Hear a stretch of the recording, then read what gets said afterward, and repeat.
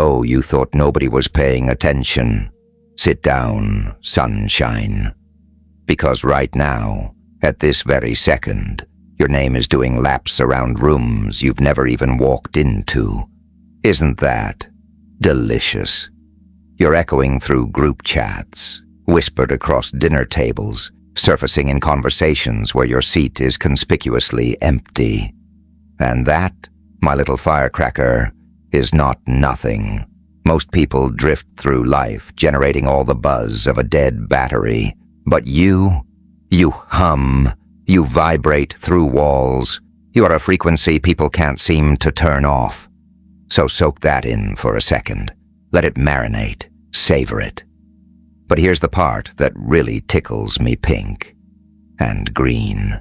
You probably have zero clue how far the signal's traveled. Your name is bouncing off satellites in zip codes you couldn't point to on a map. It's living rent-free in neighborhoods that don't even know your face. Gorgeous, isn't it? In a horrible sort of way. But now I need to scratch a little deeper, sweetheart, and I want you to really chew on this one. What exactly are they saying? Because it is never, and I cannot stress this enough, never just one flavor. The buffet is always open. Always. Let's start with the appetizer you can probably already taste. There's a staggering number of people out there who are genuinely, and I use that word like a scalpel, inspired by who you are. They look at you, and they see something most human beings are too terrified to attempt. You are unfiltered. You are uncut. You keep it 100 in a simulation where everyone else is running on factory settings, and people are absolutely starving for that. They've been chewing on plastic fruit for so long, they forgot what the real thing tastes like.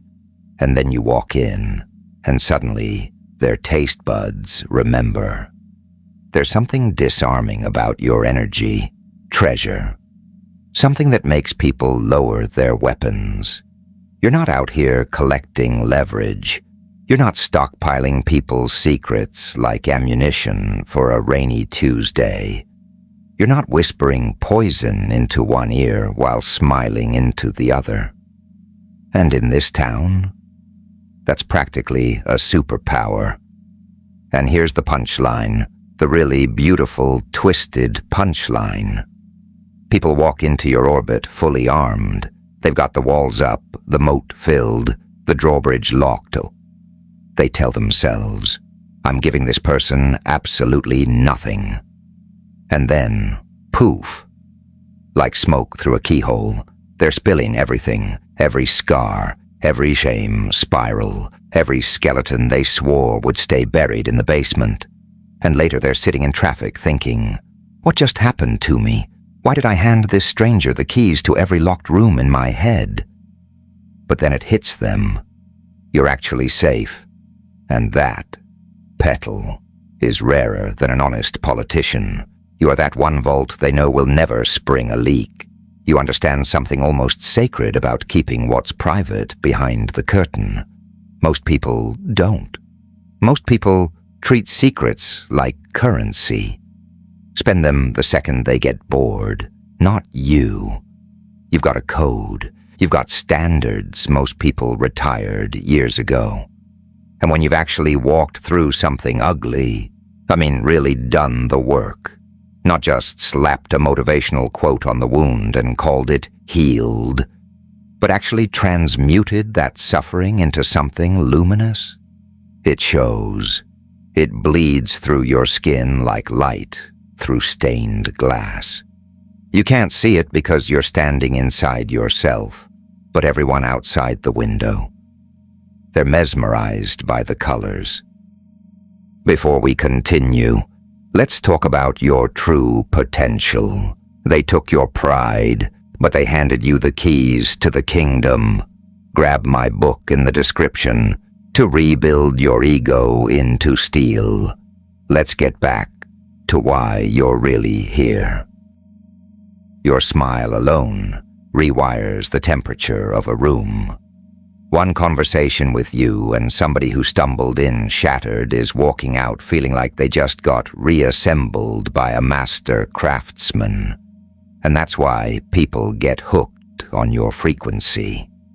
Not in some creepy, codependent way, but because they literally cannot source that energy anywhere else on this spinning rock. That kind of raw, unprocessed presence. You can't fake it. You can't buy it on Amazon Prime. Most people won't do the internal demolition it takes to build it. You did. You swung the sledgehammer yourself. And now you're magnetic. The gravity just pulls, doesn't it? And the fact that you refuse to participate in the gossip machine. Chef's kiss, darling. You're not the one fanning flames or constructing yourself a throne out of other people's reputations. If anything, you're the person who has something generous to say about the very people everyone else has already convicted without a trial. And people have clocked that. They know in their bones that when they're not in the room, you're probably the one saying something decent about them. That's integrity. That's someone they can actually anchor to. In a world where rumors are manufactured by the bitter, distributed by the reckless, and swallowed whole by the gullible, you stand outside the factory. You refuse to work the assembly line. But here's where the plot thickens, and I do love a thick plot. This is the part that probably tangles your brain into a pretzel. That exact energy, that main character frequency, that genuine warmth you radiate. It is deeply, profoundly polarizing. And I mean polarizing in the most nuclear sense of the word. Because all those people I just described, the inspired ones, there's an equal and opposite reaction cooking at the exact same temperature. There are people who straight up despise you, not casual dislike, not mild irritation, despise. And sometimes you'll catch one of them watching you across a crowded room, and you'll lock eyes, and you'll think, do I even know this person? And you don't.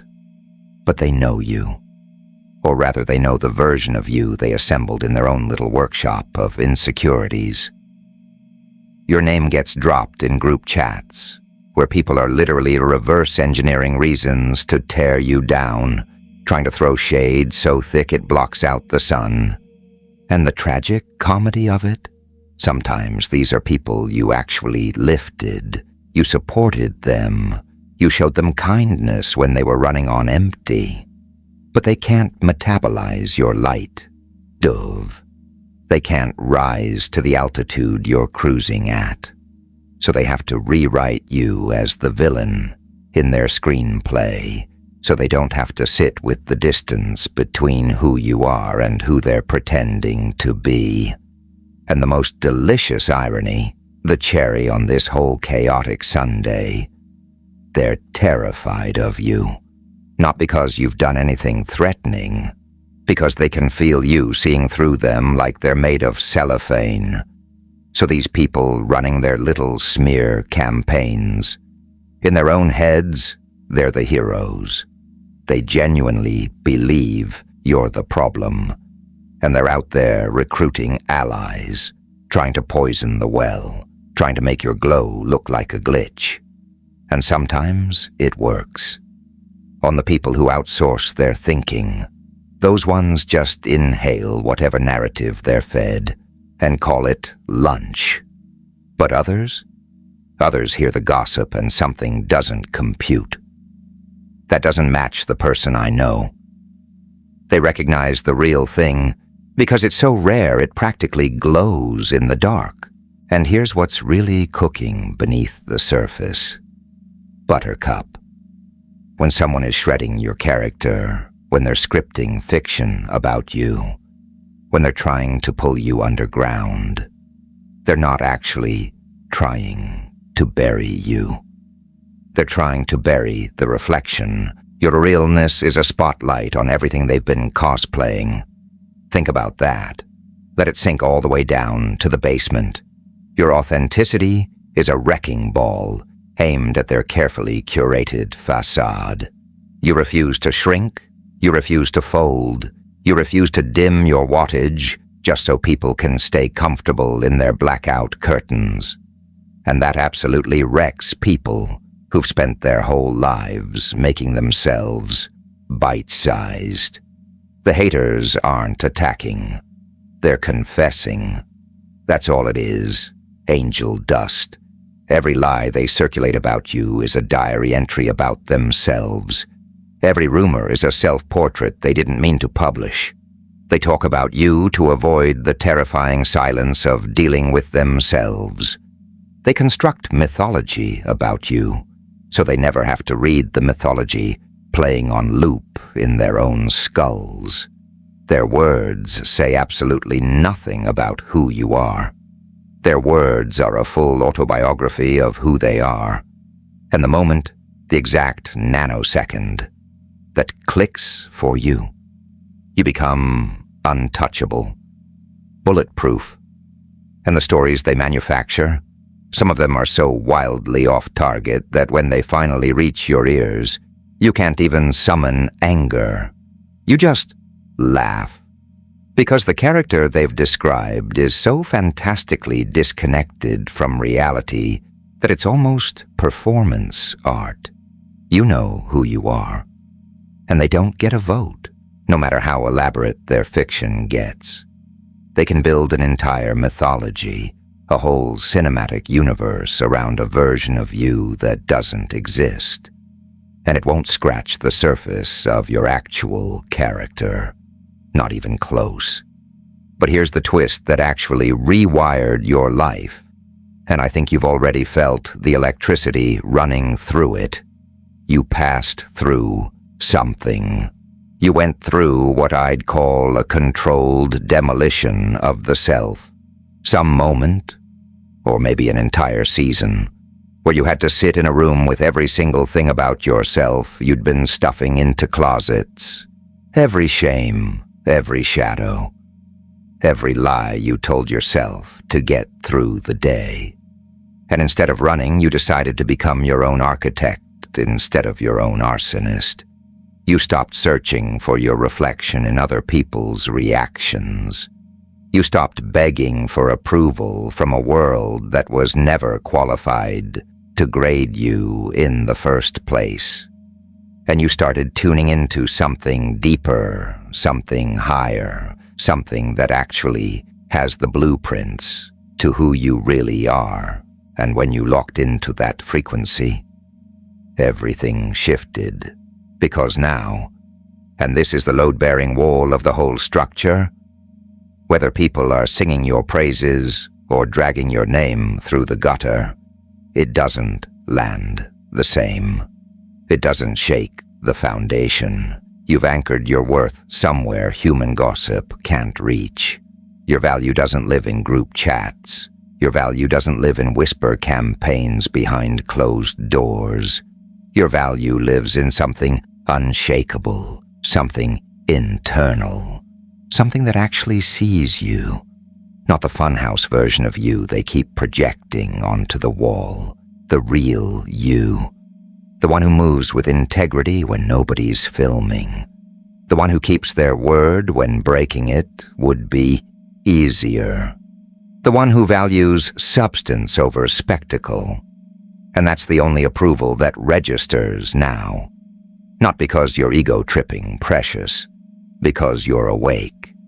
You know exactly where your worth is stored, and it's not in their mouths. It's not in their opinions. It's in something higher. Your value comes from God alone. God alone. Not from the rumor mill. His eyes see the full, unedited version of who you are. And that's the only receipt you need. This is why you became glitch in their system. The people trying to dismantle you. They were banking on the bad press, crushing you. They were placing bets on your breakdown. They had a whole countdown timer set up for your collapse, but now, when that noise circles back to you, you just laugh. You see it for the desperate performance it always was. and they are rattled to their core because their favorite weapon just went obsolete. They don't know how to reach you anymore. The words bounce off because you stopped looking for yourself in their sentences. You're seeing yourself through eyes that actually know the whole story. But you do notice the people saying good things about you.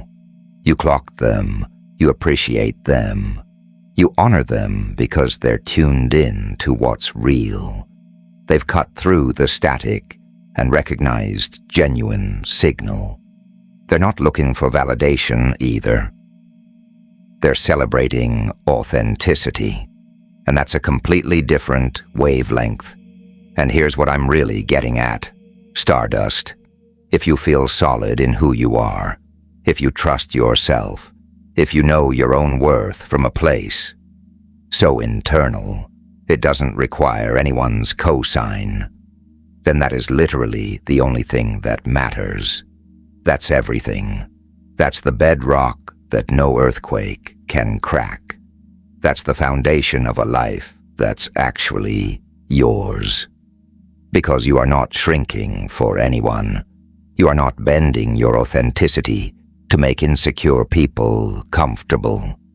You're not turning down your beautiful voltage just so people carrying around their own darkness can avoid seeing their shadows on the wall. That refusal alone is what drives them absolutely feral. You are a walking permission slip for people to stop performing and start existing. And that is deeply, existentially threatening to anyone who's built their entire identity on the costume. Your existence is a revolution, Moonbeam. Your authenticity is an act of rebellion against a world constructed entirely out of masks and mirrors. You understand something fundamental about yourself now. You understand that what people say about you is their screenplay, not your biography. Their words are a confession about their own fractures, not a definition of your foundation. And you will not carry luggage that doesn't have your name on it. You made that choice. You're not going to absorb their projections and walk around wearing their costume. You're going to keep moving in truth. You're going to keep living with integrity. You refuse to return fire with fire. You're not going to become a gossiper yourself, scrambling to get ahead of the narrative or prove people wrong by launching your own counter-campaign. You're building your own empire in silence. You are operating above the noise. You are choosing inner peace and self-love and the energy of people who have actually earned access to your spirit over chaotic drama and people who disturb your frequency. That's not selfish. That's sovereignty. That's claiming your divine right to protect what's sacred about you. And it's the most spiritual thing you can do. Because the moment you start protecting your peace is the moment you start protecting your soul, your beautiful soul. And you know how to keep what's private locked in the vault. You understand that not every truth needs a megaphone. Not every situation demands your testimony. Not every rumor deserves your rebuttal. Your silence is strategic. Your peace is a force field against chaos. The truth stands on its own steel frame. And so do you. You don't need to defend yourself to people who've already written the verdict. You don't need to explain yourself to people who never planned on understanding. You just need to keep walking. So here's what I need you to hear. And I need you to hear it in your chest, not just your ears. You already chose. You already decided. This isn't some future resolution you're penciling into a planner. It's something you've already recognized deep in the architecture of who you are. You are the person who knows their worth, comes from something that can't be screenshot and shared in a group chat. You are the person who refuses to shrink. You are the person who won't carry what isn't theirs. You are the person building a life on inner peace instead of applause. And you are the person who walks in integrity even when the shortcut is right there, begging to be taken. You are the one who's been through the fire. You've been through chaos and came out whole. You've been through betrayal and chose not to let it pickle you into bitterness. You've been through judgment and decided, actively decided, to stay kind. That's not weakness. That's the hardest, most gangster thing a human being can do. That's spiritual maturity. That's someone who actually put in the reps. That's not something you need to become. That's something you already are. So the question isn't whether you're going to lose sleep over what people are saying about you. You already graduated from that curriculum. You've already transcended that frequency. The question is whether you're going to keep protecting the sanctuary you've built. Keep surrounding yourself with people who see you in high definition.